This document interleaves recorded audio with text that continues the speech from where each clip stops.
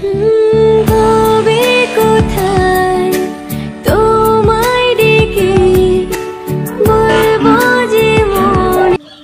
Everyone, সবাই কেমন আছেন? আমি রিনা চলে এসেছি আবার একটা নতুন ব্লগ নিয়ে। কাল রাত থেকেই শুভ শরীরটা একটু খারাপ, মানে ওর ভীষণ পরিমাণে কাশি হয়ে যাচ্ছে। ও না পারছে কথা বলতে, না পারছে কিছু, মানে সমানে কাশি হয়ে যাচ্ছে।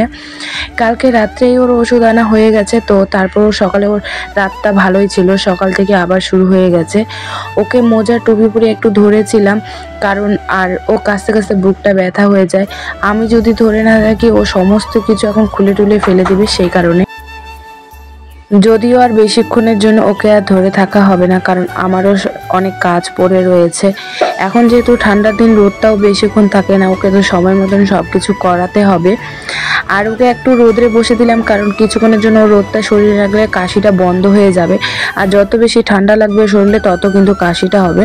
কিন্তু ও না এত বেশি মানে বদ অভ্যাস, ও রোদে একদমই থাকতে চায় না। গরমকাল বলো, এই ঠান্ডার দিনগুলো বলো, গরমকালে তো ও একদমই রোদের কাছেই যায় না, মানে গরম গরম বা রোদ রোদ করতেই থাকে। ফ্যান তো ওর জন্য সব সময়ই লাগবে। আর এদিকে পাশের বাড়ি কাকিমাটা মা নিতে আসলে, ওর সাথে একটু কথা বলছিলাম। ওর সাথে কথা বলতে বলতে সুযোগ পেয়েছে শুভ। মুজো টুজো খুলে একেবারে ঘরে চলে আসবে। আপনারা হয়তো দেখতে পাচ্ছেন যে কি পরিমাণে আমার দিকে তাকাচ্ছে, আর সমানে চলে আসলো। ও ঠান্ডা বা গরমের দিন, মানে রোদটা ওর যে এত কেন বুঝতে পারছি না।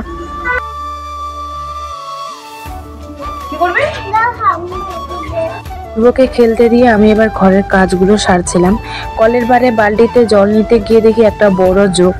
আর আমার তো ভীষণ পরিমাণে এখন ক্লান্ত লাগছে, বা ভীষণ পরিমাণে আমার মাথা দিয়ে মানে একটা চাপ যাচ্ছে যে এই জোকটা আসলো কোথা থেকে। আমাদের কলের পাড়ে জঙ্গল নেই, কিছু নেই, ডাইরেক্ট আমাদের কলের পাড় থেকে বাথরুমের ভিতর দিয়ে একটা পাইপ চলে গেছে, যেটা আমাদের পিছনে জল যায়।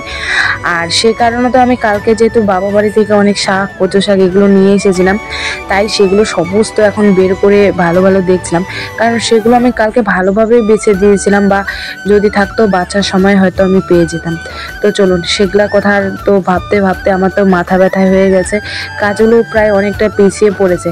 আজকে অনেকটা চেষ্টা করছি জলগুলো হাতে না ধরে আর পায়ে না লাগিয়ে কাজগুলো করার, সে কারণে আজকে বাইরেটা লিপছি এই ঝাড়ুটা দিয়ে।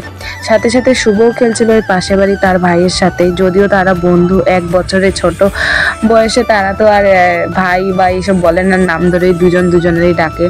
তাদেরকেও ধমকি দিচ্ছিলাম, কারণ কুকুরগুলোকে তারা পিটাচ্ছিল, সে কারণের জন্য। আর এদিকে মুছে নিচ্ছিলাম। আমার গলার ভয়েসটা একটু অন্যরকম হয়ে গেছে, কারণ 2 দিন পর ব্লগটা করছি। এই বিয়ের আনন্দতে আমার গলাটা প্রায় বসেই গিয়েছে, তবে নেচে নয়, ঠান্ডাতেই।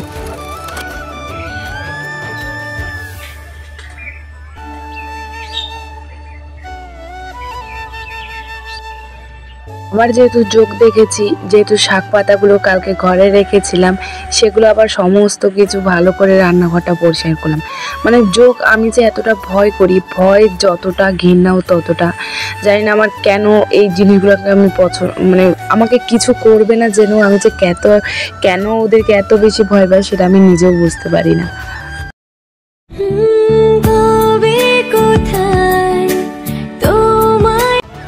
সমস্ত কাজ শেষ করে শুভর জন্য রোদে যে জলটা দিয়েছিলাম সেটাও গরম হয়ে গেছে। এবার ওকে স্নান করে ঘরে তুলে ওকে ভালো করে পরিষ্কার করে দিয়ে তারপরে ওকে খাইয়ে ঘুম পাড়ানোর চেষ্টা করব, যদিও এখন একটু ঘুমাতে চায় না। তো আজ এখানেই বিদায় নিই। সবাই ভালো থাকবেন, সুস্থ থাকবেন। দেখা হচ্ছে আরেকটি ভিডিওর সঙ্গে। ততক্ষণ আমার